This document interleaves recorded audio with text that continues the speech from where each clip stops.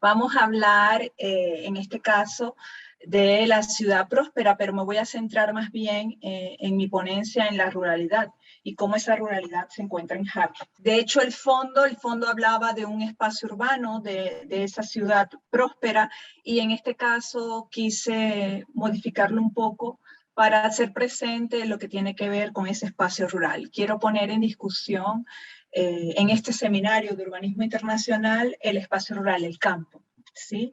Las ponencias que me han antecedido en todos estos 3 días, pues se han centrado en el hecho urbano, se han centrado en la pobreza urbana y también en la prosperidad urbana, pero no podemos olvidar que hay muchos países en el mundo en donde el fenómeno urbano no ocupa mayoritariamente su superficie, sino es, por el contrario, el rural. Entonces, por eso creo pertinente para este seminario no olvidar la ruralidad, ¿sí? No olvidar ese espacio rural. Y es por ello que entonces esta ponencia se va a centrar en una propuesta concreta que llevamos a cabo un equipo para participar en un concurso internacional que de hecho estaba centrado en lo que eran las zonas rurales y sobre todo en lo que es el tema de la educación. Entonces nos pareció interesante participar porque nos llevó a reflexionar sobre cómo intervenir en zonas rurales y también en cómo intervenirlas, pero para otorgarles cierta o lograr cierta prosperidad y abordarlo desde un tema tan importante como es el tema de la educación. Ya de hecho en ponencias anteriores se hablaba de las ciudades inteligentes, pero más aún mencionaban que era importante la formación o construcción de ciudadanos inteligentes, y eso lo logramos a través de la educación. Entonces, para nosotros es importante ser consciente que esas zonas rurales también están impactadas, ya sea también por la prosperidad o por la pobreza, y principalmente en lo que tiene que ver con los países en desarrollo. Ha sido, como decía, ha sido extraordinario toda esa multitud de enfoques y definiciones que se han dado sobre la ciudad próspera y sobre la prosperidad urbana. Pero a mí me interesa, y para eso tomo, referir y refiero para eso el término que ha dado la ONU Habitat en el 2012, porque creo que aborda muy bien y me permite relacionar muy bien lo que voy a presentarles como propuesta concreta arquitectónica que hemos llevado a cabo en el país de Mozambique. Entonces, aquí la ONU Habitat habla de la ciudad próspera. Bueno, es aquella en donde los seres humanos realizan las aspiraciones, ambiciones y otros aspectos intangibles de su vida, ¿no? Encuentran bienestar, condiciones. Y aquí me agrada porque ellos no especifican, hablan obviamente de la ciudad, pero hablemos, por ejemplo, de asentamientos prósperos. Y entonces los asentamientos prósperos deben tener todas estas cualidades, deben incrementar las expectativas de bienestar individual y colectivo también, deben atender necesidades básicas, acceso a bienes, a servicios, y todo eso es sumamente importante también en lo que es el ámbito rural. Esa sensación de seguridad individual y comunitaria es importante, por eso la tomo. Y también me interesa traer aquí nuevamente lo que viene a ser los índices de las ciudades prósperas, que ya la ONU en el 2017 inclusive llevó a cabo un estudio en las ciudades mexicanas para mostrar esos indicadores de cuáles eran las ciudades más prósperas en el ámbito mexicano. Pero aquí lo que me interesa, y no los voy a leer, los presento para que ustedes también, si no conocen estos índices de los cuales habla ONU, tengan un primer acercamiento. Entonces, todo lo que debería ser una ciudad próspera y estos distintos indicadores. Pero me voy a centrar en el cuarto indicador, que habla de que una ciudad próspera, un asentamiento próspero, es próspero en la medida en que la pobreza y la desigualdad son mínimas, ¿sí? En donde los grandes segmentos de la población no vivan en pobreza extrema. Y vamos a ver que en el ámbito de la ruralidad, en el ámbito de las zonas rurales, la pobreza extrema se hace muy presente, sobre todo también en los países centroamericanos. Entonces, implica, y es parte más que buscar una propuesta de un plan concreto, lo que buscamos con esta propuesta es dotar de un equipamiento que busque la educación de los ciudadanos para que ellos, en este impacto que tiene dentro de su educación, puedan obviamente propiciar la prosperidad en esos ámbitos. Entonces, este es un cuarto índice que es el que me interesa resaltar, que señala la ONU como esa la incidencia en barrios marginados. Eso lo veíamos también con el grupo que presentaba de Santa Cruz en Bolivia. También, por ejemplo, que deben ser equitativas, socialmente inclusivas, y eso es sumamente importante y lo vamos a ver en la propuesta del concurso, cómo incluir no solamente desde el punto de vista de género, sino desde el punto de vista también de las discapacidades. Y todo esto, pues obviamente, estos beneficios y oportunidades deben ser también equitativamente distribuidos. Y ahí lo vemos, una ciudad próspera, un asentamiento próspero debe asegurar la equidad de género, debe proteger los derechos de las minorías y de los grupos vulnerables. Y bueno, otros dos índices que también señala la ONU, que no me voy a detener en ello. Ha llegado el momento, y ya desde el año pasado, y mucho antes, pero digamos que ha impactado dentro de lo que viene a ser en el campo de la arquitectura, inclusive del arte, lo que la investigación llevada y presentada por Ren Koolhaas y Amo en el Museo Guggenheim de Nueva York. Es un área, un lugar que ha tenido obviamente un impacto, y por ende no quiere decir que en otras partes del mundo no se haya hablado de eso, de volver la mirada hacia el campo, cuando en algunos países predomina lo que es la población rural. Aquí vemos, y ya lo hemos visto en anteriores seminarios del urbanismo internacional, del SUI, en donde la ONU ya dice que para el 2050 entre el 70 y 80% de la humanidad vivirá en ciudades. Pero ¿cómo se traduce y eso en términos de superficie? ¿Qué supondrá? Que toda esta población está ocupando solamente el 2% de la superficie de la Tierra. Entonces, ¿qué pasa con ese otro 98% restante? Que no quiere decir que ese 98% restante esté dedicado a abastecer alimentos y recursos a ese 2%, pero sí hay un alto porcentaje de ese 98% que está dedicado efectivamente a abastecer de alimentos y recursos al resto, al resto, esto es al 2% solamente. Entonces, también la Comisión Económica para América Latina ya señalaba en el 2001 la pobreza extrema en la que se encuentran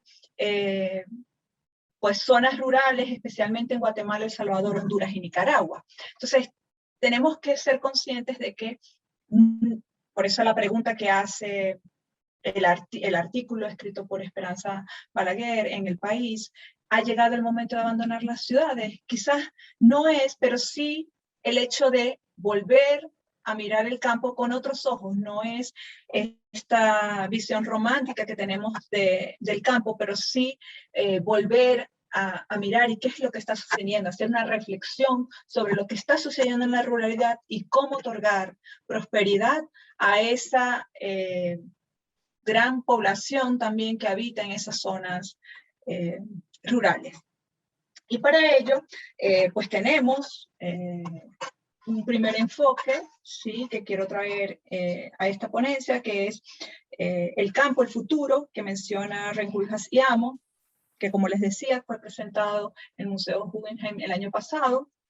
Casualmente, bueno, cayó la pandemia, pero la tesis central de esta exposición es, pues bueno, nuestra forma actual en la que estamos nosotros construyendo las ciudades, en la que estamos transformando nuestras ciudades, ha requerido obviamente esa organización, esa automatización del campo para podernos abastecer en las ciudades, y a una escala sin precedentes. Entonces, todo lo que tiene que ver con el almacenamiento de datos, la robotización de ciertos procesos, la ingeniería genética, la ingeniería, la inteligencia artificial, todo eso, la innovación tecnológica, la migración de los trabajadores, todo eso obviamente ha ido haciendo que se exploren, se transformen los procesos en los que se interviene el campo y se modifica el campo de una forma mucho más activa. De hecho, el campo se está transformando, ya no es esa imagen lacónica en donde prácticamente pareciera que no pasa el tiempo, al contrario, se está transformando a una velocidad bastante importante. Pero también, y aquí lo vemos, lo voy a pasar muy rápido, mi interés no es explicar la exposición hecha por Koolhaas, sino más bien el ir haciendo un esbozo muy rápido de lo que ustedes pueden encontrar o podían encontrar, porque ya finalizó, en esta exposición, y comienza haciendo una introducción, pero más que dando respuestas, lo que comienza es haciéndose una serie de preguntas acerca del cómo se concibe lo que es el campo, ¿no? A partir de toda una serie de estereotipos de la vida rural. Después, en un segundo nivel, habla también del campo, pero del campo asociado a lo que es el ocio, el campo asociado a lo que es el escape del ámbito urbano. Luego, el cómo hay un rediseño político centrado, por ejemplo, en la voluntad y en la visión política de ciertos países del mundo, en donde comienza en algunos casos a replicar ciertos prototipos de comunas del siglo XIX. O lo que viene a ser la repoblación, si se quiere, entre comillas, que es un campo obviamente de experimentación, que tiene que ver, por ejemplo, en cómo estos trabajadores del campo ya empiezan a tener unos modelos de vivienda completamente distintos y de relación con esas áreas urbanas completamente diferentes a lo que pudiéramos pensar o veíamos en siglos pasados, años pasados, como puede ser también. Y él pone como ejemplo lo que son los pueblos europeos que han sido revitalizados para acoger a los refugiados.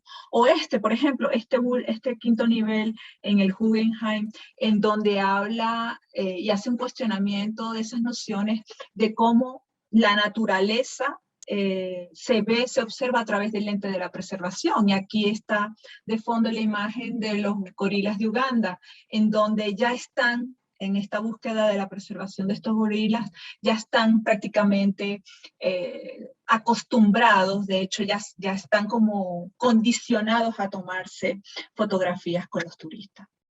Y en un último nivel de esta exposición, pues presenta cómo estos procesos de inteligencia artificial, estos procesos que logran, por ejemplo, la piscicultura en la tierra, o logran en algunos casos generar máquinas para poder medir la fotosíntesis. Empieza, por eso él lo titula el cartesianismo, empiezan a crear una suerte de retícula que ya vemos en las ciudades históricas, pero en este caso racionalizan el hecho de la agricultura.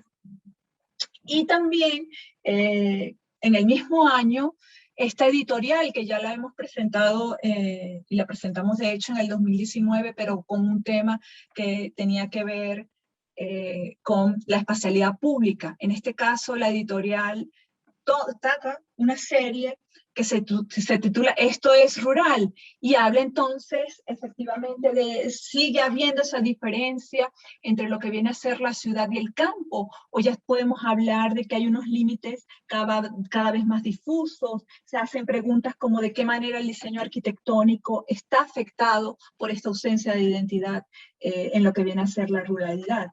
Y me permito leer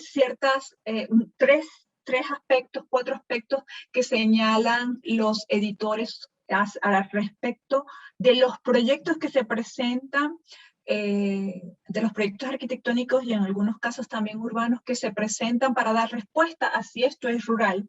Y hablan de que muchas de estas intervenciones responden a las necesidades, y deben así ser, responden a las ciudades de los que viven, entre comillas, allá afuera en el campo, y que pueden resumirse en, primero, potenciar los nodos de actividad local, luego atraer una población estable. ¿Cómo hacemos para que la población que vive en las zonas rurales se sienta arraigada? De eso hablamos, de la ruralidad no es solamente el ámbito físico, es también el yo sentirme identificado con ese territorio en el cual me encuentro, crear cadenas de producción y distribución locales, lo cual favorecería también los términos de prosperidad, y ampliar, y esto es importante, los usos educativos y culturales. Y es lo que vamos a hablar en esta propuesta concreta que les traigo para presentarles. Y este es el concurso, ¿sí? Es el concurso en el cual nosotros participamos y enviamos esta propuesta. De hecho, esta es una propuesta que fue aceptada para ser presentada en la Unión Internacional de Arquitectos, lo cual pues nos dio alegría, un honor, en el sentido de que hay cierto valor en la propuesta, más allá del aspecto arquitectónico, cierto valor en lo que estamos proponiendo desde el punto de vista del espacio temporal y de cómo estamos concibiendo lo que debería ser una escuela.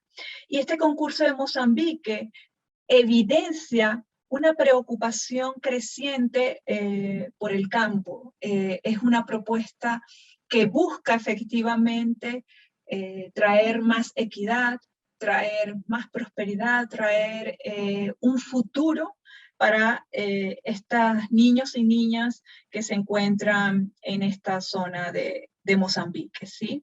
Tenemos que entender que para superar la pobreza rural, tenemos que partir del ciudadano, y qué mejor que partir del niño, de la niña, y por eso entonces vamos a hablar en nuestra propuesta, no tanto revelar el tema de la arquitectura, sino de cómo nos centramos en la ruralidad a través del tema de la educación.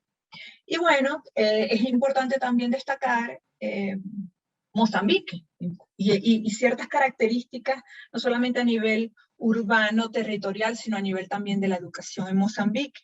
Y partimos primero de que alrededor del 70% de su población, estamos hablando del 70% de su población, que son alrededor de 28 millones de personas para el año 2016, vive y trabaja en zonas rurales. Entonces el tema de la ruralidad, pues hablamos de ciudad próspera, ruralidad en jaque, es importante traerlo al tema de discusión de este seminario. Si bien Mozambique está dotado de superficies de cultivo, de agua, de energía, de recursos minerales, no siempre eso se traduce en un beneficio para la educación, para la población. De hecho, hay gente en hambre, pasando hambruna. Y también tenemos que recordar que las zonas rurales de Mozambique también frecuentemente están afectadas por la sequía. Y lo menciono porque es un aspecto que también nos pedía el concurso de tratar en lo que viene a ser el diseño de la escuela. También tenemos que retomar, así como les mencionaba, que en las zonas rurales de Centroamérica estamos hablando de una extrema pobreza, ¿sí? Aquí en Mozambique el 70% de la población vive bajo el umbral de la pobreza. Y me permito ir leyendo estos datos porque son datos bastante dramáticos, 1 de cada 5 niños no tiene acceso a la educación, y tampoco la educación en Mozambique es obligatoria y gratuita, lo cual aún más dificulta el acceso a la población de estos niños y niñas. También para aquellos que van a la escuela, las condiciones del equipamiento educacional pues es muy diferente a lo de los países en desarrollo. Hay muchas carencias, están muy en mal estado o ausentes. También es importante destacar la deserción. Solo el 40% de los niños asisten a la escuela y completan su educación primaria. De este 40%, solo el 16% concluye lo que viene a ser la secundaria. Luego, alrededor del 40% de las niñas, de ese 16% o de ese 40% de los niños que asisten, estamos hablando de que dan a luz antes de los 18 años, lo cual aún más dificulta el hecho de que puedan asistir a la educación. Entonces, son datos y cifras dramáticas que tenemos que considerar a la hora, obviamente, de proponer cómo hacer que en las zonas rurales hablemos de prosperidad. En Mozambique, y es importante, ya son datos que tienen que ver con otro aspecto importante, que es con el aspecto de la discapacidad. Se habla del 14% de los niños y niñas tienen discapacidades, niños entre los 2 y 9 años presentan discapacidades. ¿Qué hace que socialmente, culturalmente a estos niños se les esconda? No se les haga visible. Por otro lado, también son vulnerables a la discriminación, también hay un mayor riesgo de violencia. Y cuando hablamos de que ese 40% de niños dan a luz ante los 18, de niñas, dan a luz ante los 18, también tenemos que ver que el acceso de las niñas a la educación es diferencial. ¿Por qué? Porque las niñas sufren de violencia sexual, de acoso, y eso también influye en que vayan o no vayan a la escuela. Entonces, este concurso, ¿por qué surge este concurso? Surge para apoyar a una maestra mozambiqueña que quería construir un centro para niñas y niños con discapacidades y afectados por esa exclusión social. Por lo tanto, la escuela tenía que ser lo más inclusiva posible, no solamente desde el punto de vista del género, sino desde el punto de vista también de las discapacidades, y de las discapacidades en términos muy amplios, no solamente motora, ni auditiva, ni tampoco visual, sino también inclusive desde el punto de vista mental, ¿sí? Y este concurso también se lleva a cabo apoyado por dos organizaciones, ¿sí? Ya estamos hablando de organizaciones que quieren apostarle a lo que viene a ser el desarrollo y la prosperidad de las zonas rurales, como puede ser Estamos Juntos o la ONG Somos del Mundo. Y específicamente esta escuela se encuentra en la región de Xai-Xai, ¿sí? Para este concurso, sí, ya esta es nuestra propuesta, ya voy a entrar a hablar de nuestra propuesta concreta.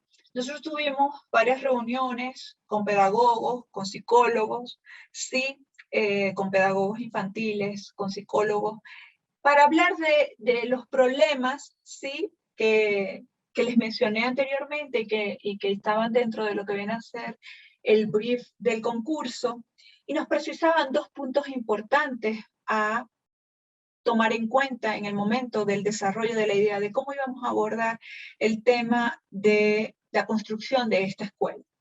Y uno es que la pedagogía infantil no tiene que ver con la escolaridad del niño, sino con la adquisición de nuevas habilidades mediante su desarrollo. Para nosotros eso era importante.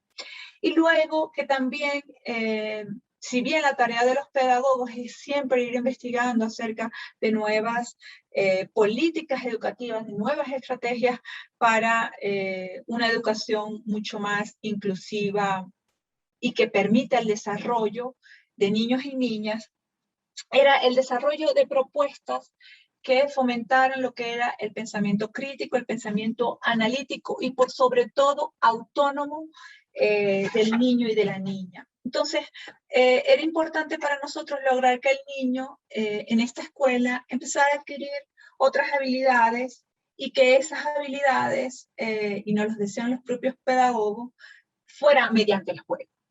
¿Sí? Fuera mediante el juego. Y para nosotros fue clave el hecho de que todas estas habilidades, que fuera la enseñanza a través del juego.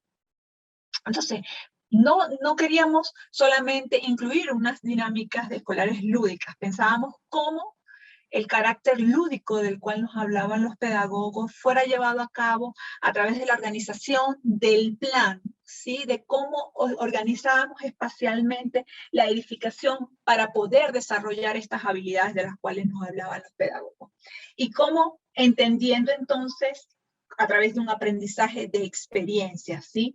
Que el conocimiento se fuera transformando a partir de las experiencias que ellos tuvieran por este proyecto, por esta superficie, ya lo vamos a ver más adelante, que les íbamos, digamos que estaba organizado el plan de la escuela.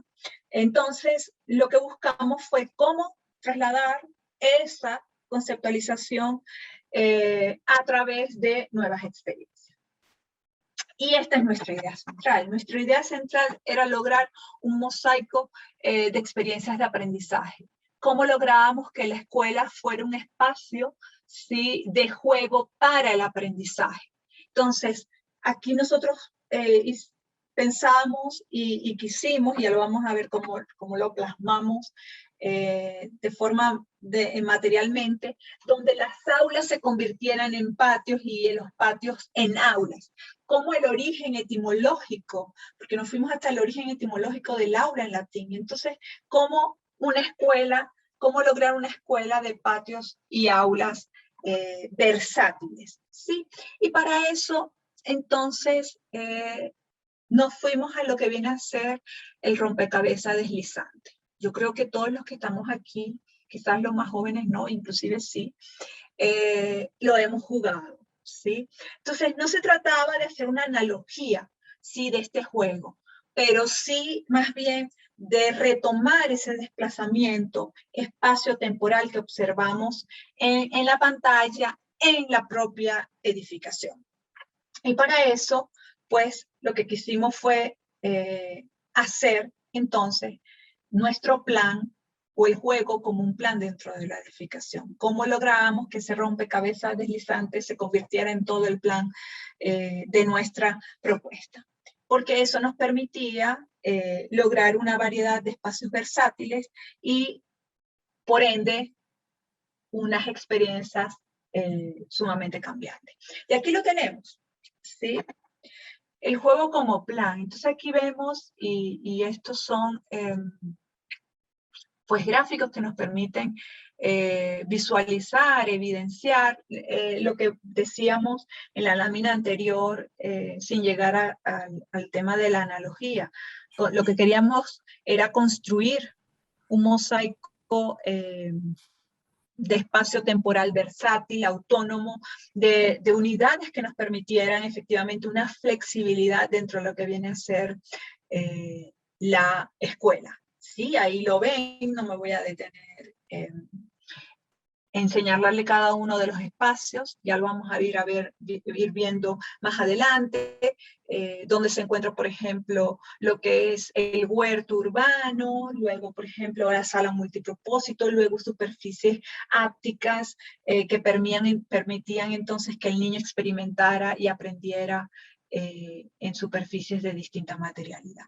¿Cuáles son los componentes? ¿Cuáles son aquellos elementos que estructuran nuestro proyecto y que en cierta forma también están agrupados por dos aspectos importantes para nosotros?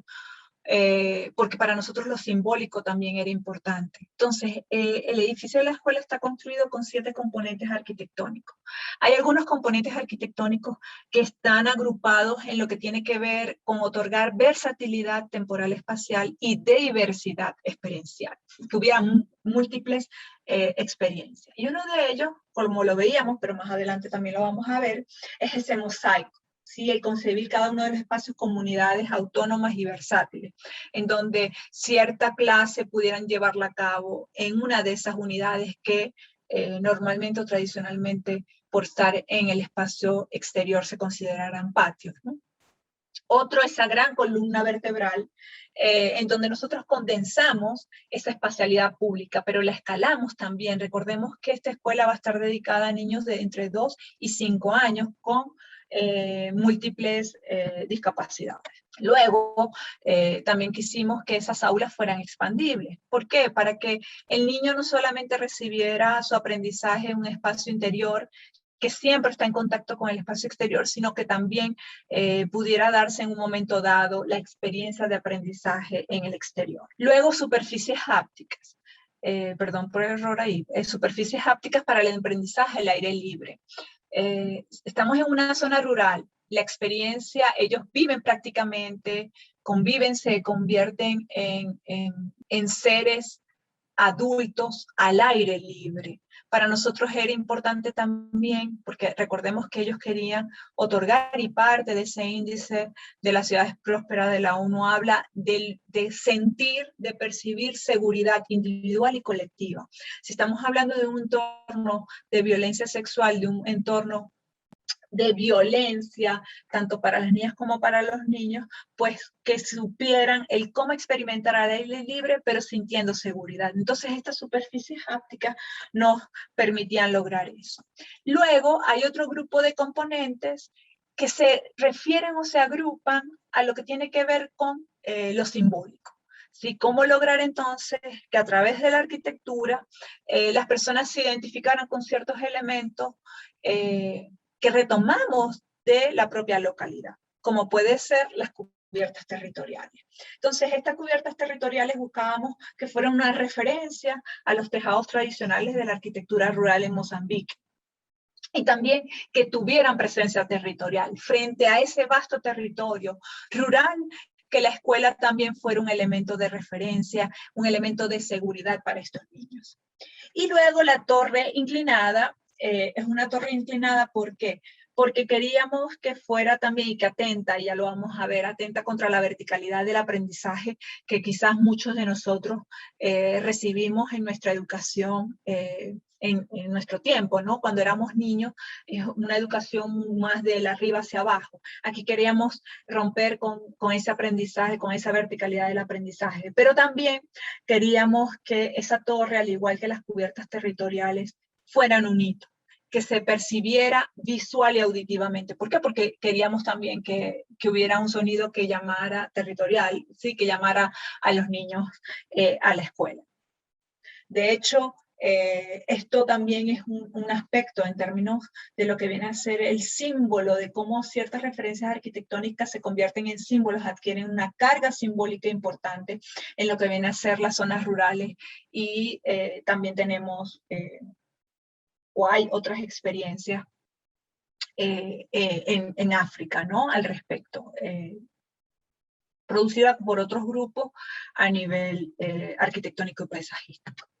Y aquí tenemos entonces este primer componente que tiene que ver con el mosaico, ¿sí? Comunidades autónomas y versátiles, y aquí lo vemos, ¿no?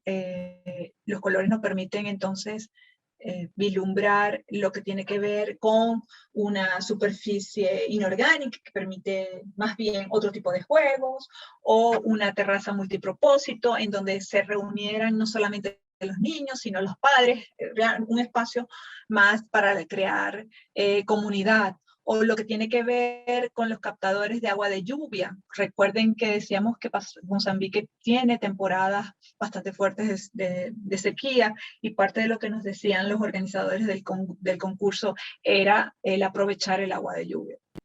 Entonces aquí lo vemos, esta organización que va cambiando, ¿sí? Va cambiando de acuerdo a las necesidades y de acuerdo a lo que en este momento el niño quiere aprender. Entonces para nosotros era importante esa versatilidad que se lograba, pero sobre todo también asociando el juego al aprendizaje, ¿sí? Que ellos sintieran que esto era una escuela donde podían aprender, sí, jugando. Y aquí lo ven. Esta es la columna vertebral de la cual hablábamos, que condensa esta espacialidad pública y colectiva. Hay otros espacios que obviamente son administrativos. Lo que queríamos era como este eje central del proyecto. Y aquí vemos, por ejemplo, las aulas expandibles, en donde el aprendizaje se pudiera dar tanto en el interior y en el exterior, donde las especies que ubicamos en las aulas también permitieran un aprendizaje, o, por ejemplo, aprender a cultivar en una de esas áreas, como puede ser el huerto urbano, que ya lo veíamos, o estas superficies hápticas para el aprendizaje en el exterior. Entonces ahí lo vemos, esto es tierra, en otros vemos cómo se puede incorporar, siempre está presente. Por ejemplo, hablábamos de la utilización del braille, porque en cada una de las aulas hablábamos también de esta banda de superficie táctil para las personas con cierta discapacidad visual o ciegos. Hablábamos aquí, y para que tengan ustedes una idea de cómo eran las cubiertas territoriales de la arquitectura rural mozambiqueña, y cómo se hacía presente también en lo que viene a ser el territorio, dadas las dimensiones de esa cubierta. Es como si la cubierta, la escuela nos abrazara, nos otorgara esa seguridad que ellos no encuentran muchas veces inclusive en su propio espacio doméstico, ¿no? Y mucho de esto, la no la exclusión que se tiene sobre la educación, el hecho de que la educación no es obligatoria, ni siquiera es gratuita, hace que los niños, digamos, tiendan desde muy jóvenes a lo que viene a ser el trabajo infantil. Entonces, esta iniciativa para nosotros nos pareció valiosísima y por eso quisimos participar en el concurso, porque nos llevaba, como les decía en un inicio, a una reflexión de la arquitectura en zonas rurales, de la educación y cómo hacer entonces una escuela lo más inclusiva posible. Aquí vemos la torre que les mencionaba, de estructura de madera, con ese timbre. Les decía, la inclinación es una voluntad de ir más allá de la tradicional verticalidad del aprendizaje, ¿no? Era interesante porque, y aquí ahorita que lo vemos, del acceso, el acceso no lo escogimos nosotros, el acceso nos los daba, digamos, la ubicación del acceso nos los daba el propio concurso.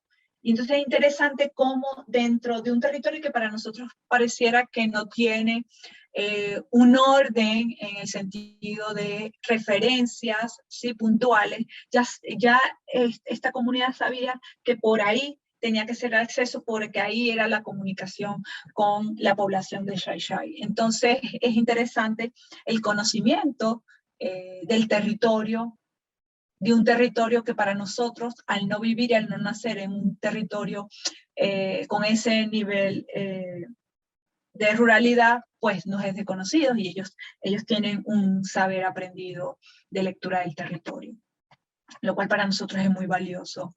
Pues aquí, para que tengan una idea de cuáles las condiciones paisajísticas de esa zona rural en la que se encuentran, es un territorio que pareciera no tuviera ningún tipo de elementos de referencia. Para nosotros era importante entonces lograr esa referencia con las cubiertas y la torre.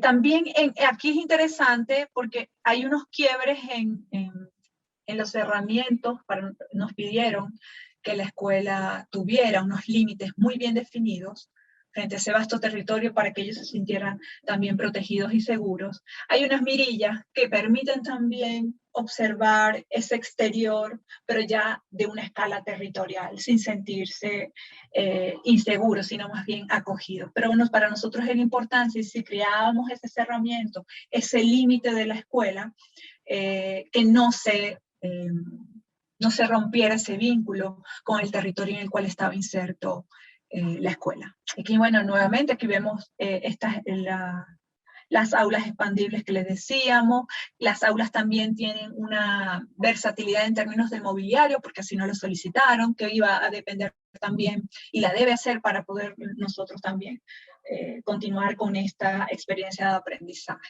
Aquí vemos lo que les decía, de esta cubierta que abraza, ¿sí? Que acoge a los niños. Y bueno, esto es parte de la planimetría. Aquí vemos nuevamente la fuerza de la horizontalidad propia del territorio horizontal y cómo entonces es atentada o se atenta contra esa horizontalidad a través de esa torre.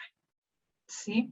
Aquí, por ejemplo, les puedo señalar acerca de la materialidad de chapa metálica, estos louvers que permiten entonces que evacúe el aire caliente de las áreas, todo lo que vienen a ser los cerramientos de las aulas expandibles son permeables, están, y eso también nos lo solicitan, también están dotados de ventiladores. Aquí vemos como elemento también paisajístico la presencia del agua, pero es un agua que está pues producto de esa recolección del agua de lluvia, y también para nosotros era importante la seguridad de los niños. Entonces es mínimo, o sea, aquí hay una plataforma, ¿no?, que permite también al niño experimentar dentro de un espacio con cierta seguridad, pero también nosotros nos cuidamos de que el espesor, porque debajo de ese espejo de agua es que están los recolectores del agua de lluvia y que sirven también para dotar a los baños. Estos son las puertas de emergencia que también nos lo solicitaban los propios organizadores. Aquí pues no quiero adentrarme, y era algo que les decía al inicio, no es tanto revelar la arquitectura que estábamos proponiendo, sino el hecho de la versatilidad y de que el juego estuvo presente dentro de lo que viene a ser el plan de organización de esta escuela. Porque para nosotros era importante. Lo que es la sala multipropósito también lo consideramos para esas múltiples discapacidades. Aquí observamos una imagen objetivo de lo que vendría a ser el huerto urbano, ¿sí? Este es básicamente la escala, mostramos aquí la escala del recibimiento.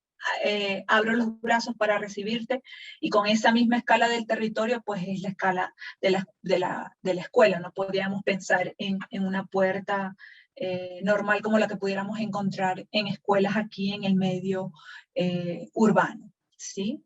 Lo que les decía, los recolectores de agua de lluvia, la permeabilidad, para nosotros es sumamente importante la permeabilidad lograda en la escuela, que eso no se tradujera obviamente en una inseguridad, ¿sí? Por parte de los niños. Y rápidamente voy a hablarles de los componentes en materia de inclusividad, sostenibilidad. Si bien los he ido esbozando a lo largo de la presentación, me interesa puntualizar algunos de ellos en este momento.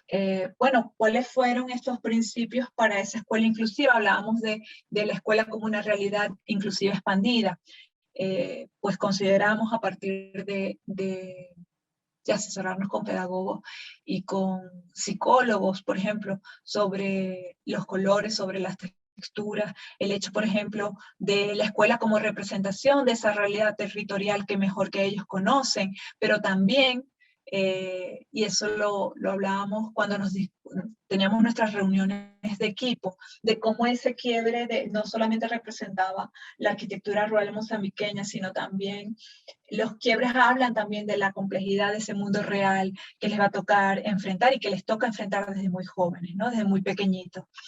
La escuela no como enclave, pudiéramos uno leer, bueno, es un enclave porque está todo cercado. No, cercado por cuestiones más bien de seguridad. Recordemos que son de 2 a 5 años los niños, sino que es una escuela que se hace presente en su territorio como elemento simbólico.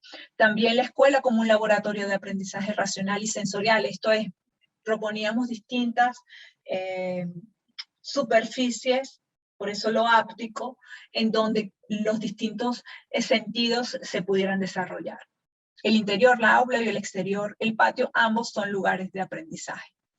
En cuanto a los recursos para la accesibilidad, pues siempre presente lo que tiene que ver el plan inclinado, las rampas, estas bandas para las bandas podotáctil, lo que viene a ser el sistema de braille en cada una de las entradas de la escuela y de las aulas, y pues también el acondicionamiento de esa sala multipropósito que hablábamos, que no es solamente para los niños, sino también para los adultos, considerando porque hay niños autistas, otros tienen reducción de movilidad, otro total o parcial, o en el caso, por ejemplo, de la vista.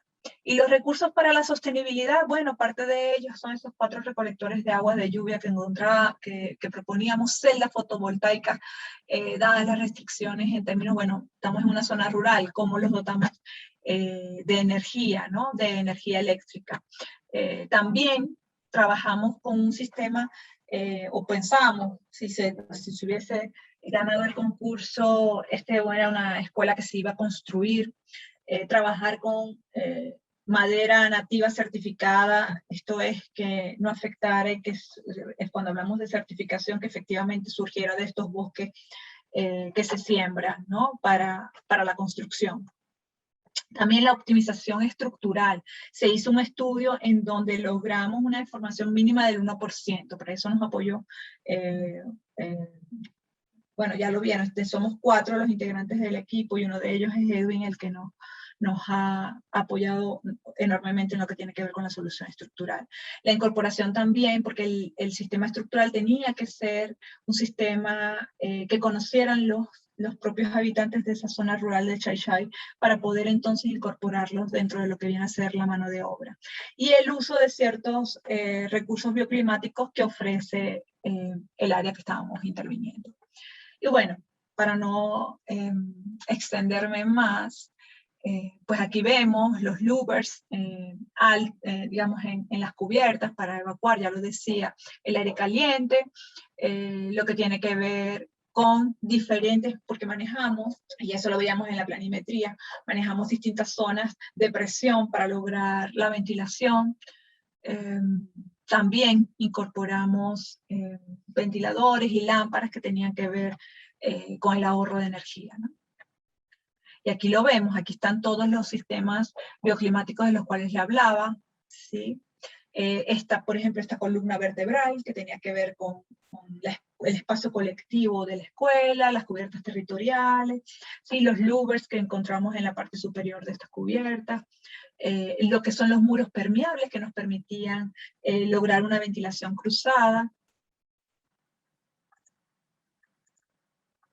Bueno, el sistema constructivo, bueno, aquí ya es las fundaciones, con qué material lo íbamos a tratar, lo que viene a ser los bloques de tierra, en fin, todo acorde y siempre de la mano con la zona rural, pero también respetando lo que viene a ser el ambiente. Y bueno, y para concluir, que estoy dentro de mis 45 minutos, primero quiero hacer conclusiones desde el punto de vista del aspecto educacional. Sí que para nosotros fue sumamente importante. Recordemos que aquí hablábamos no tanto de intervenir las zonas rurales para convertirlas en urbanas, en lo absoluto. Creo que tenemos que seguir entendiendo, buscando, comprendiendo a partir de los lugareños, de las personas que habitan estas zonas rurales, cuál es la identidad de ese lugar, ¿sí?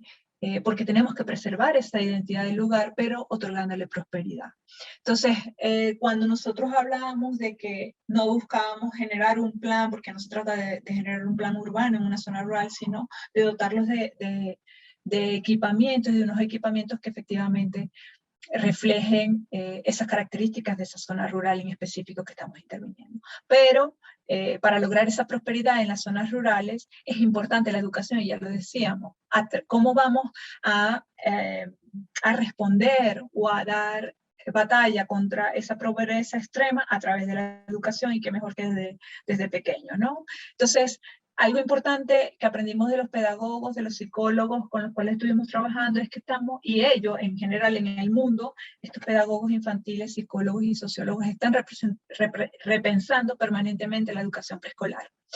Es una búsqueda que a nuestro modo de ver pareciera más orientada a considerar la diversidad de cada individuo. Dejemos esos modelos estandarizados, la diversidad de cada individuo, en un contexto que efectivamente favorezca la diversidad y la inclusividad, que es algo que queríamos lograr con nuestra propuesta.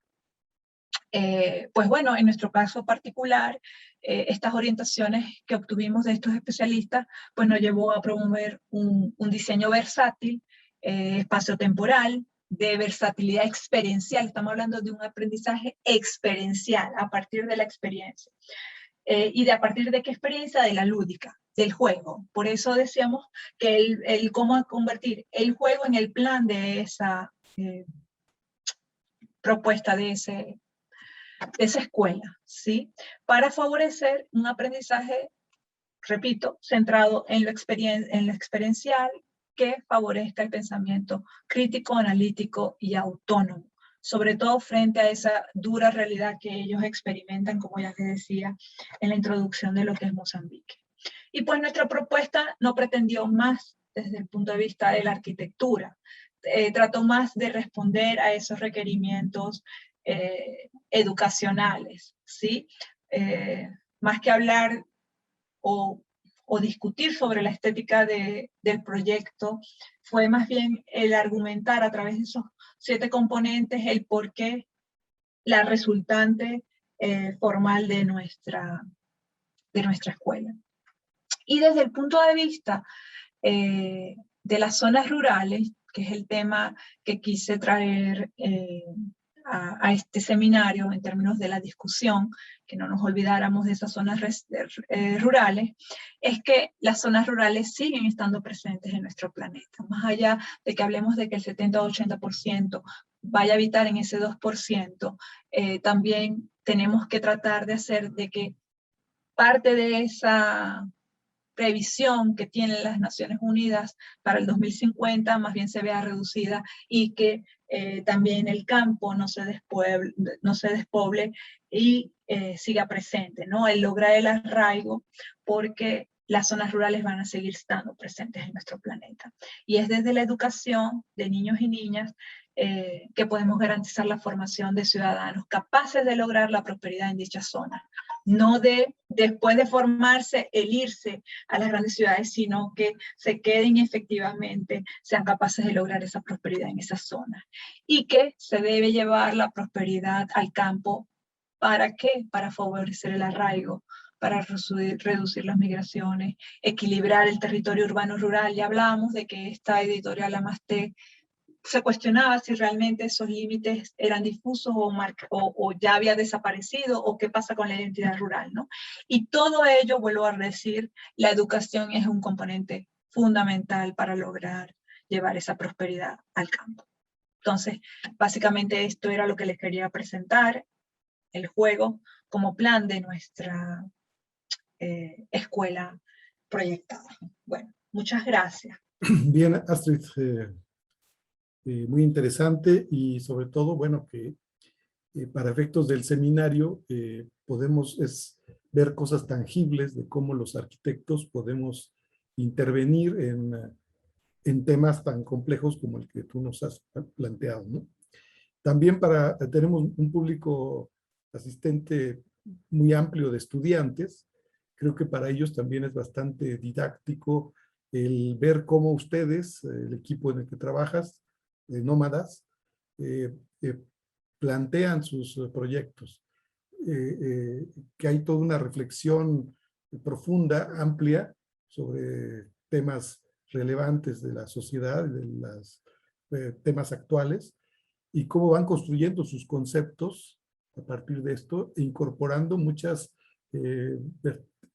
variables del análisis arquitectónico, desde la parte social, la parte del programa específico que tienen que cumplir, la parte de los requerimientos, la parte ambiental, la parte tradicional de recuperar la tradición y de agregarle valor a partir de los conceptos que ustedes van construyendo y armando en su propuesta. Y esto se expresa en una respuesta arquitectónica. Creo que eso es lo que para nuestros estudiantes puede ser muy útil. Siempre los proyectos del despacho de ustedes, de la oficina, siempre me parece que, al menos en mi opinión, esa es una característica, que son proyectos sólidamente construidos desde lo conceptual y que tienen una expresión arquitectónica formal y técnica coherente con todo ese planteamiento, y que eso enriquece muchísimo las propuestas que ustedes generan. En este caso, bueno, no es la excepción, y más en un tema tan sensible como hacer proyectos en áreas rurales y dirigidos para los niños, y en un contexto de país pobre o país rezagado, como lo queremos llamar, ¿no? Eso creo que es muy, muy relevante. Roberto Auchen dice: Petzol, felicidades, muy interesante el planteamiento con Nómadas. Siempre con innovaciones e intervenciones conceptuales arquitectónicas, un abrazo. De Oaxaca, Héctor, felicidades a la arquitecta Astrid por el manejo de materiales de la región.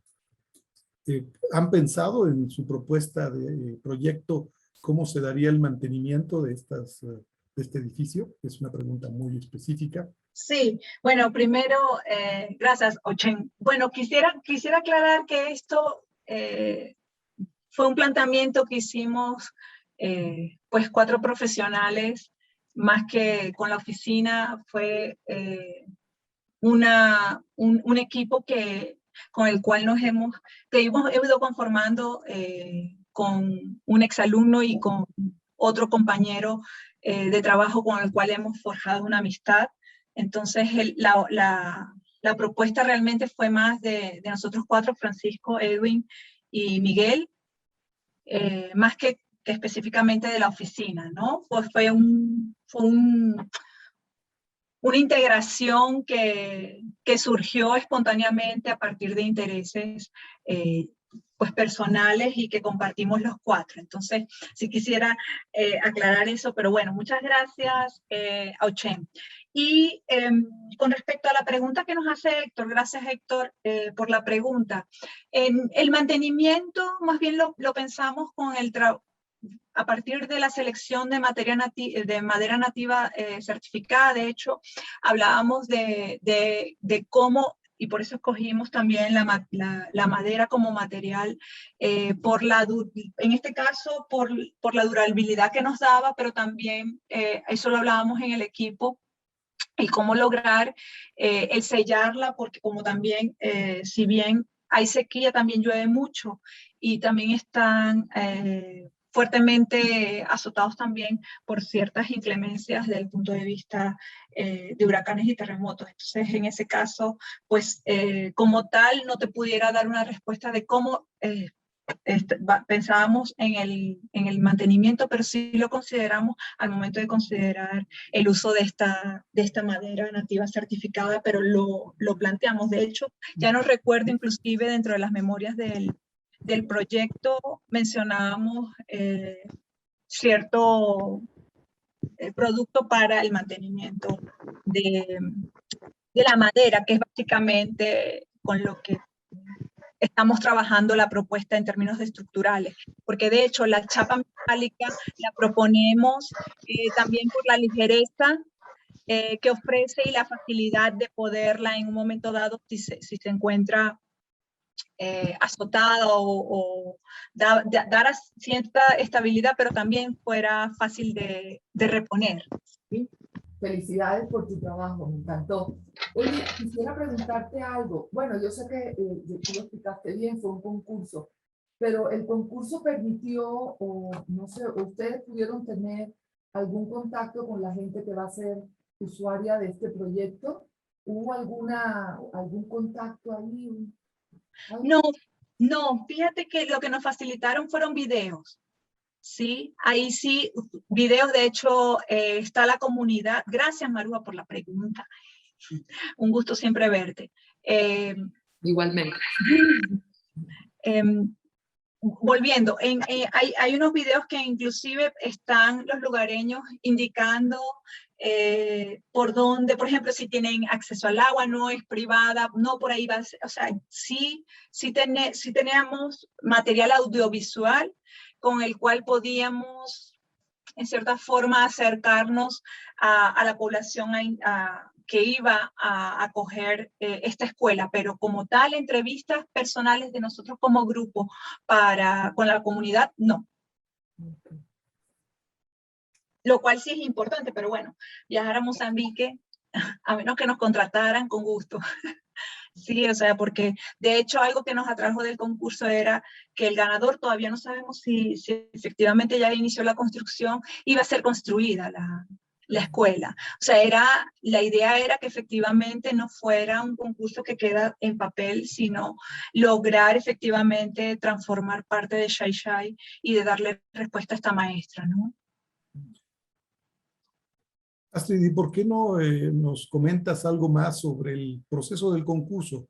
Creo que eso también es muy ilustrativo para nuestros estudiantes, pues el que vean que proyectos internacionales, incluso nacionales, muchos de ellos se plantean a través de esta modalidad del concurso, en donde se premia, digamos, además del resultado final, pues toda la propuesta conceptual, analítica que los arquitectos puedan hacer.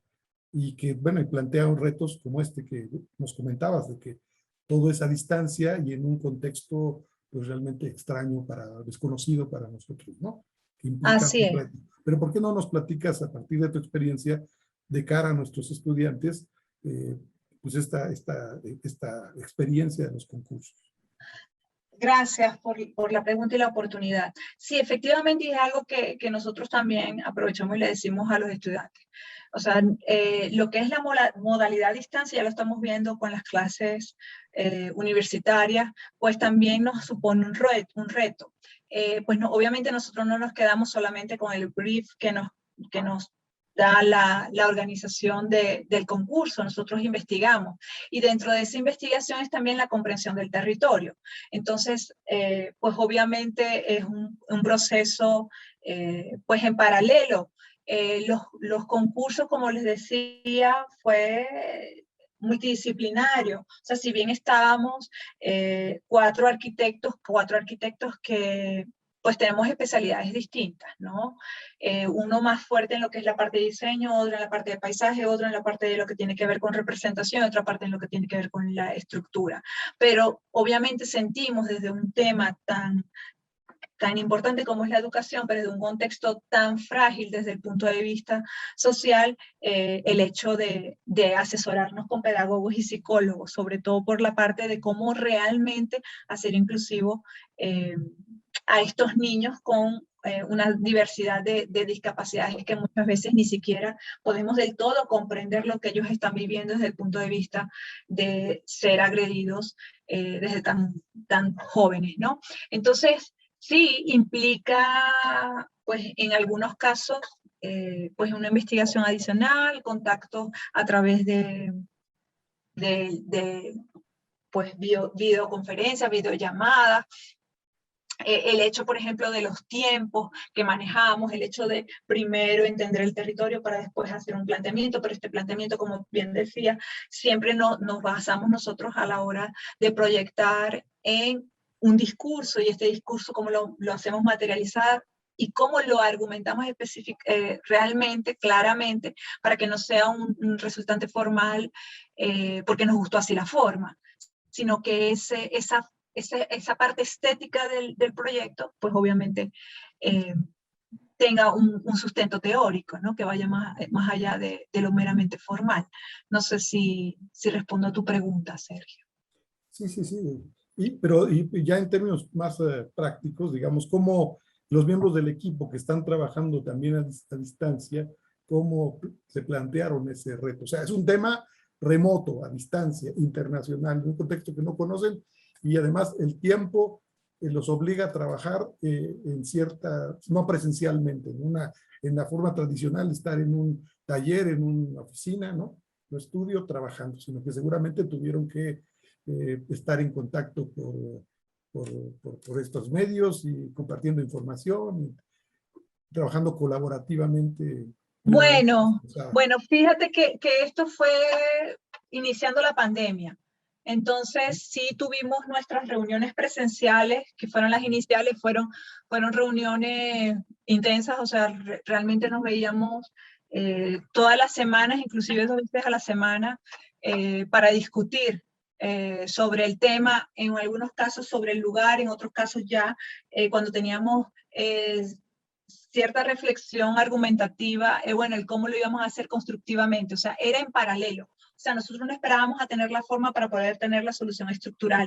Y eso fue magnífico porque en el caso, siempre en nuestro caso como equipo, teníamos a Edwin. Entonces, Edwin tiene una fortaleza en términos estructurales y del manejo del grasshopper y del rhino. Y entonces, rápidamente podíamos ver las deformaciones, podíamos ver el aprovechamiento del material, que para nosotros era importante, y cómo entonces no atentaba contra lo que nosotros queríamos lograr simbólicamente.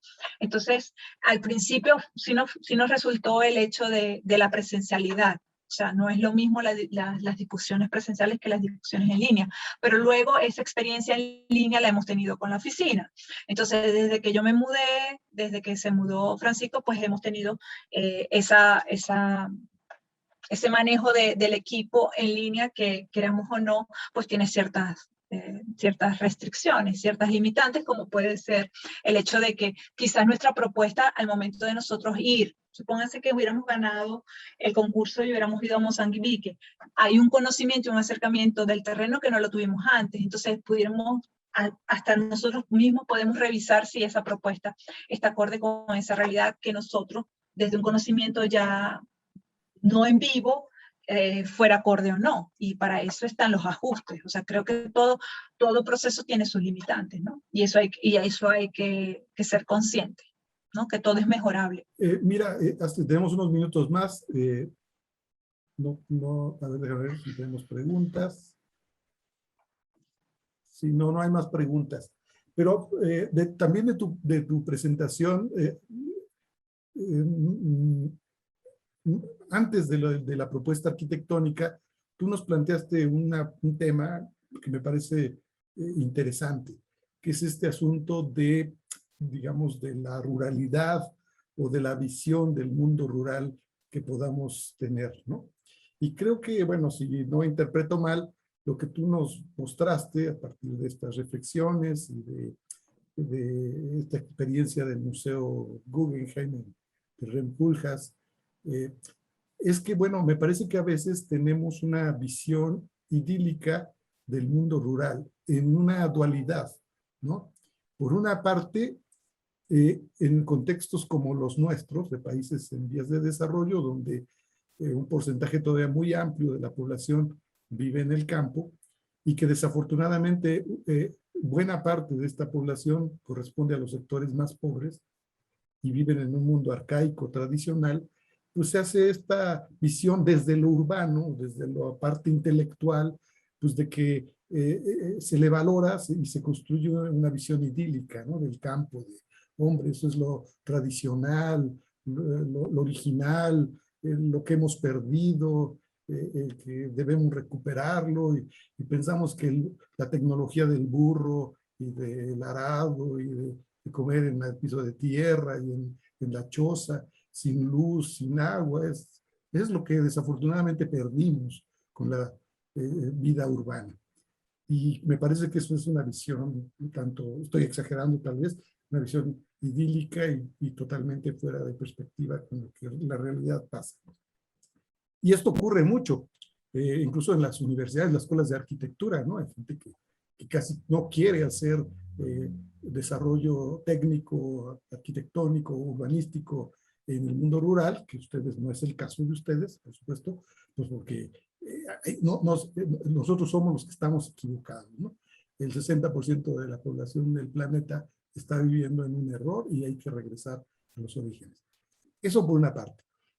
Y la otra parte de la dualidad que planteo es la visión que tiene la sociedad desarrollada, la sociedad privilegiada del planeta, pues que ve al campo como una alternativa, más o menos con ciertas similitudes a lo anterior, pero con una perspectiva de modernidad, tecnología y comodidad, de bienestar, ¿no? Entonces, de regresar al campo, porque la ciudad ya presenta muchos inconvenientes, y entonces el campo presenta otras oportunidades siempre que tenga una casa en la montaña, ¿verdad? Con internet, calefacción, que pueda llegar en el carro y que tenga todas las comodidades de la vida moderna. Eso también me parece que se plantea un poco a veces en ese sentido.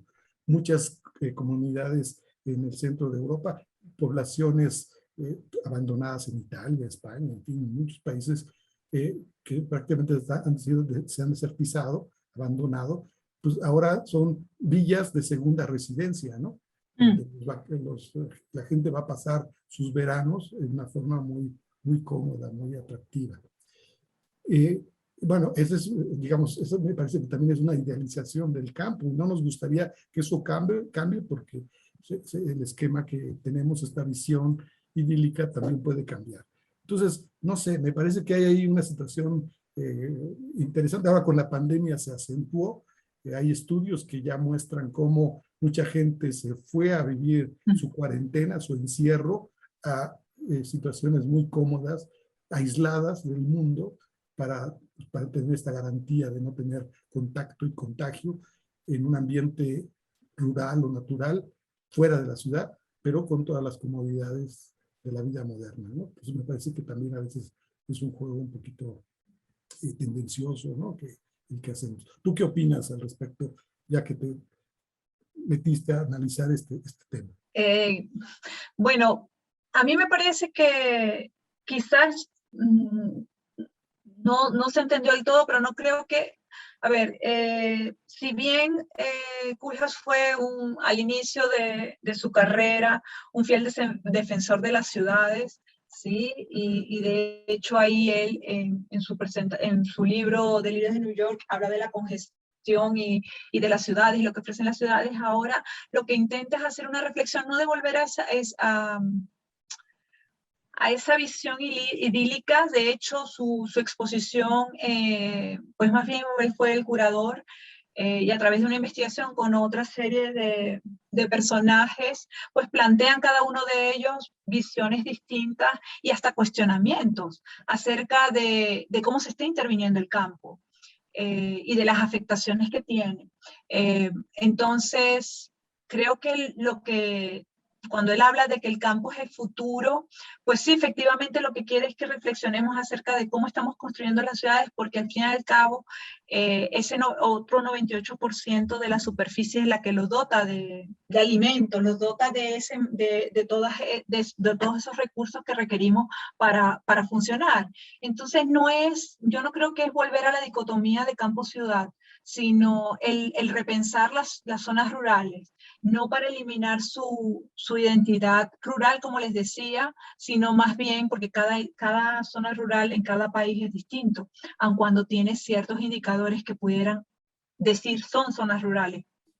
Y uno de esos indicadores es el hecho de la pobreza extrema con la cual viven estas poblaciones. Entonces, yo lo que diría es más bien que traigo el tema a discusión dentro de este seminario, es para ver qué se está haciendo con estas zonas rurales, cómo podemos obviamente apelar a una mejoría o a la disminución de esa pobreza extrema a partir de, entre uno de esos aspectos, la educación, que para nosotros es fundamental para poder proveer esta prosperidad, porque no nos podemos seguir quedando, hay un conocimiento y de hecho la mayor parte de las zonas rurales son de producción agropecuaria.